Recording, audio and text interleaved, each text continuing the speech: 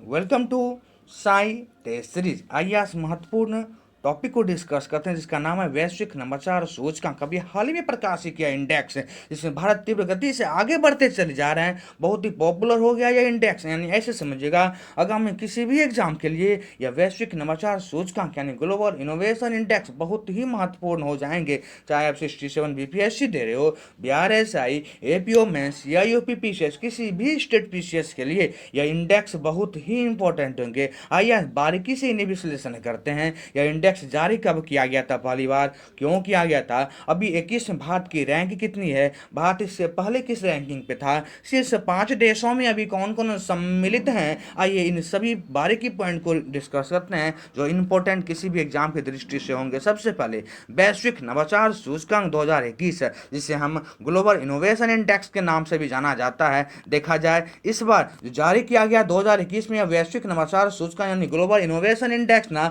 भारत देखा जाए इसमें तीव्र गति से सुधार कर रहा है। भारत इसमें तीव्र गति से सुधार कर रहे हैं और भारत इस इंडेक्स में बहुत तीव्र गति से सुधार करते ये आगे बढ़ते चले जा रहे हैं। जैसे समझिएगा यह इनोवेशन इंडेक्स अभी हाल ही में जो जारी किया गया ना, ये 20 सितंबर को किया गया था। यह डेट आने वाले एग्जाम के लिए बहुत ही इंपॉर्टेंट होंगे, याद रखिएगा। 20 सितंबर को जारी वैश्विक नवाचार सूचकांक, जिसको शॉर्ट में आप GII के नाम से भी जानते हैं, यह इसका 14वां संस्करण था। यानी 20 सितंबर 2021 को यह जारी जो किया गया ग्लोबल इनोवेशन इंडेक्स ना, यह इसका 14वां संस्करण था जिसमें भारत ने 2 पायदान की छलांग लगा दी। यानी ऐसे समझिएगा 2020 में भारत की जो रैंकिंग थी ना 48 था। 2020 में भारत की रैंक 48 था, लेकिन इस बार देखिए यानी 2021 में यह 2 स्थान पायदान छलांग लगा के यानी सुधार करके 46वें स्थान पे पहुंच गए हैं। 46 स्थान पे भारत अभी विराजमान है, यानी 2021 में इसकी रैंक जो हो गई ना 46 हो गए। तो देखा जाए नवाचार की दृष्टि से देखा जाए भारत बहुत सुधार करते जा रहे हैं अपने में, और 2015 के बाद भारत लगातार सुधार करते चले जा रहा है। और 2021 में इसकी रैंकिंग देख भी रहे हैं कि टॉप 100 में 46वें स्थान पे भारत आ चुका है। आइए इसका प्रारंभ कैसे हुआ, यानी इनोवेशन इंडेक्स कब पहली बार जारी किए गए थे, इसकी स्थापना यानी उद्देश्य का क्या महत्व था, इन्हें जारी कौन करता है, इस चीज को थोड़ा समझते हैं। सबसे पहले देखा जाए यह वैश्विक नवाचार सूचकांक के शॉर्ट फॉर्म याद रखिएगा, कभी कभी शॉर्ट फॉर्म भी एग्जाम दे देते,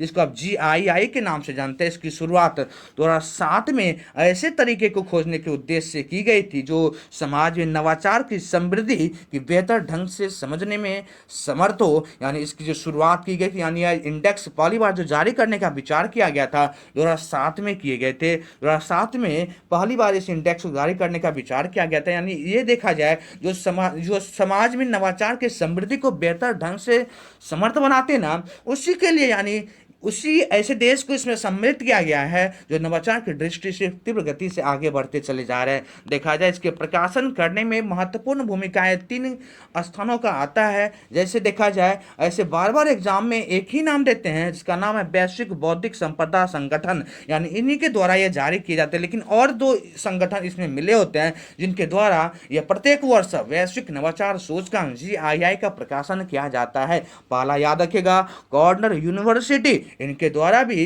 इसमें सहयोग किए जाते हैं इस इंडेक्स को जारी करने में। दूसरा इनसीड बिजनेस स्कूल, इनके द्वारा भी इस इंडेक्स को जारी करने में सहयोग किया जाता है। और विश्व बौद्धिक संपदा संगठन, यह एग्जाम बहुत बार पूछा है, याद रखिएगा विश्व बौद्धिक संपदा सूचकांक, यानी 3 चीजें आपको याद रखनी है। इस इंडेक्स को जारी करने में यह तीनों संगठन बहुत ही महत्वपूर्ण भूमिकाएं निभाती हैं। पहला कॉर्नेल यूनिवर्सिटी, दूसरा इंस्टीट्यूट बिजनेस स्कूल, और तीसरा विश्व बौद्धिक संपदा सूचकांक, जिसको आप WIPO के नाम से भी जानते हैं। यानी ऐसे समझिए विश्व बौद्धिक संपदा सूचकांक के द्वारा ही इस बार ग्लोबल इनोवेशन इंडेक्स 2021 जारी किया गया, जिसमें भारत 46वें स्थान पे आ गए हैं और ये इसका 14वां संस्करण था। आइए देखते हैं और भी आगे इस सूचकांक के अंतर्गत देखा जाए विश्व को देखा जाए जो और भी देश हैं उनके द्वारा क्या इसमें लक्ष्य होते हैं, क्या महत्व होते हैं। आइए इन चीज को देखते हैं। सबसे पहले इस सूचकांक के अंतर्गत विश्व के तमाम देश की अर्थव्यवस्था को नवाचार क्षमता और परिणामों के आधार पर रैंकिंग दी जाती है।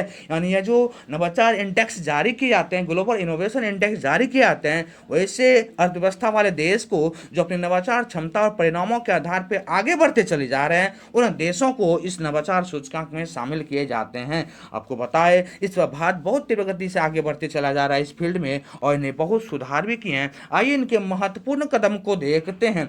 यानी ये जो इनोवेशन इंडेक्स है इसमें क्या क्या महत्वपूर्ण बिंदु है आगे एग्जाम के लिए होंगे, आइए इस चीज को समझेंगे। सबसे पहले इसमें देखा जाए भारत लगातार सुधार कर रहे हैं। इस पॉइंट में एक दो बातें याद रखिएगा। सबसे पहले देखा जाए 2015 के पहले भारत नवाचार सूचकांक में काफी नीचे चले गए थे, लेकिन 2015 के बाद भारत लगातार इसमें सुधार करते चला गया है। जैसे देखिएगा 2015 में इसकी जो रैंकिंग थी भारत की ना 81वें स्थान पे थे। ऐसे समझिए 2015 में भारत की रैंकिंग 81 थी, 2016 में यही रैंक आके यानी सुधार 2015 से ये तीव्र गति से सुधार करने लगे और 2015 में 81 रैंक था, 2016 में देखा जाए 66 रैंक था। याद रखिएगा 2016 में 66 स्थान पे आ गए थे, 2017 में 60 स्थान पे यानी 60वें स्थान पे आ गए थे, 2018 में 57वें स्थान पे आ गए थे, 19 में 52 स्थान पे आ गए थे और 2020 और 2021 आपके एग्जाम के लिए इंपॉर्टेंट होगा। 2020 में इसकी रैंकिंग देखा जाए 48,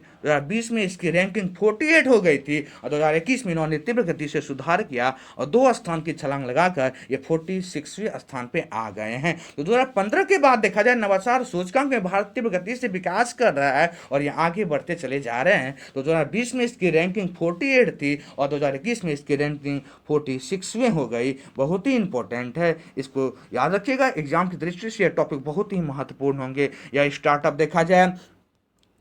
स्टार्टअप देखा जाए अनुकूल माहौल बनाने वाली सरकारी और निजी संगठन की तरह शोध पर विचार दिए जाने से आया है। यानी ऐसे समझिएगा भारत जो अभी हाल ही में इतने अच्छे रैंक लाए वो किस चीज़ के लिए लाए, क्या उन्होंने किया, इस चीज़ को ही इसमें बारीकी से बताया गया। इस चीज़ को समझ लीजिए। इस सुधार में जो भारत जो अनुकूल माहौल बनाया अपना नवाचार सूचकांक में यानी स्टार्टअप इंडेक्स में जो यानी अपना जो अनुकूल माहौल भारत बना के चल रहा है, चाहे वो सरकारी संगठन हो चाहे वो निजी संगठन हो, सभी में ये शोध पे ध्यान दे रहे हैं और अन्य चीज़ों पे ध्यान दे रहा है। यानी इनोवेशन चीज़ों में नवाचार सूचकांक में भारत तीव्र गति से काम कर रहे हैं, जिसके कारण देखा जाए इसकी इस बार रैंकिंग में बहुत सारे सुधार देखने को मिली है। आइए और शीर्ष 5 देशों में अभी कौन कौन सम्मिलित हैं और भी कौन सा देश किस रैंकिंग पे है एग्जाम की दृष्टि से जो इंपॉर्टेंट होगा, आइए उन्हें बारीकी से रिकॉल करते हैं। सबसे पहले देखा जाए शीर्ष 5 देशों में, शीर्ष 5 देश वो भी 2021 का याद रखिएगा इंपॉर्टेंट है। पहले स्थान जो इनोवेशन इंडेक्स में मिला नहीं इस बार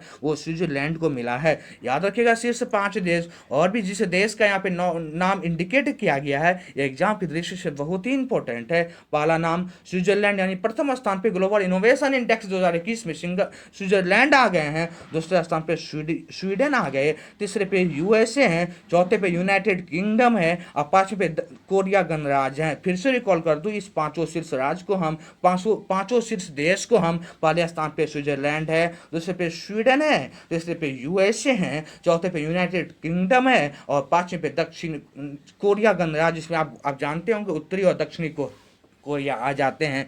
वहीं देखा जाए इस इंडेक्स में 8वें स्थान पे सिंगापुर चले आता। चीन की रैंकिंग जो दी गई ना ग्लोबल इनोवेशन इंडेक्स 2021 में वो 12वें स्थान पे चाइना आ गए हैं, जापान 13वें स्थान पे हैं, हांगकांग 14वें स्थान पे हैं और भारत इस रैंकिंग में 46वें स्थान पे पहुंच गए हैं। तो यह बहुत ही इंपॉर्टेंट था और किसी भी एग्जाम की दृष्टि से बार बार ये सब चीज़ें रिकॉल किए जाते हैं। ऐसे समझिएगा ऐसे एग्जाम में क्वेश्चन आते ग्लोबल इनोवेशन इंडेक्स में हांगकांग की रैंकिंग कितनी है तो यह 14 है, वहीं पे जापान की 13वें स्थान पे जापान है, चाइना 12वें स्थान पे है, सिंगापुर 8वें स्थान पे है और भारत को इस बार 46वें स्थान मिला है। और ये टॉप 5 रैंक वाले को भी याद रखिएगा, एग्जाम की दृष्टि से बहुत ही इंपॉर्टेंट है। आइए आगे पॉइंट में चलते हैं। इसका उद्देश्य क्या था, यानी ग्लोबल इनोवेशन इंडेक्स जो जारी किए जाते हैं इसका मेन उद्देश्य क्या है, इसको सारा समझने का प्रयास करते हैं। सबसे पहले इस संगठन का जो दावा है यानी विश्व भर में जो रिपोर्ट इस इंडेक्स के द्वारा जारी किए जाते हैं ना वो अन्य देशों के सरकारों को अपने यहाँ नवाचार में बढ़ाने में मदद मिलती है। यानी ऐसे समझिएगा इस रिपोर्ट को देखने के बाद वैसे देश जो अपने इंडेक्स में नीचे चले जा रहे हैं ना उन्हें इस इंडेक्स में यानी नवाचार सूचकांक में आगे बढ़ने का मौका मिलता है और वो अपने इंडेक्स में यानी इसमें नवाचार में आगे बढ़ने को प्रेरित होते हैं और आगे बढ़ने का प्रयास भी करता है। इसका मुख्य उद्देश्य देखा जाए ना नए विचारों को संग्रह करना, तकनीकी समाज को विकसित करना और आर्थिक चुनौतियों के बगलाव में इन्हें शामिल करना। वैसे देश अपने समाज को आगे करते हैं, तकनीकी विकास को आगे करने में ये मदद करते हैं। और यह इंडेक्स जो जारी किए जाते हैं ना, इसी सब चीज़ों को देख के जारी किया जाता है। इस पर भारत की रैंकिंग में बहुत अच्छी सुधार हुई है और ये 46वें स्थान पे पहुंच गए हैं। देखा जाए तो इस रिपोर्ट को सरकारें अपनी नीतियों को सुधारने के जरिया मानती है, जो मौजूदा स्थिति में बदलाव का भी एक महत्वपूर्ण कारण बन जाता है। ये ग्लोबल इनोवेशन इंडेक्स वैसे देश जो अर्थव्यवस्था की दृष्टि से विकास कर रहे हैं उनके लिए बहुत ही महत्वपूर्ण ये इंडेक्स है। और इस बार आपने कैसे देखा, शीर्ष पांच देशों में कौन कौन थे, भारत की रैंकिंग कितनी अच्छी से तीव्र गति से आगे बढ़ती चली गई और भारत 46वें स्थान पे आ गया। वही भारत जो 2015 में 81वें स्थान पे था, आज 2021 में 46वें स्थान पे पहुंच गए हैं। और ये ग्लोबल इनोवेशन इंडेक्स जो जारी किया गया इस बार 20 सितंबर को जारी किया गया था, जो इसका 14वां संस्करण था। थैंक यू दोस्त, आज इस सीरीज में इतना ही। यदि आपको ये वीडियो पसंद हो तो आप इन्हें लाइक करें, शेयर करें, इन्हें सब्सक्राइब करें। ऐसे ही महत्वपूर्ण टॉपिक के लेके आएंगे जो आपके एग्जाम के लिए बहुत ही इंपॉर्टेंट होगा। मिलते हैं फिर आपसे नेक्स्ट करंट के सीरीज में। आज इतना ही। Thank you.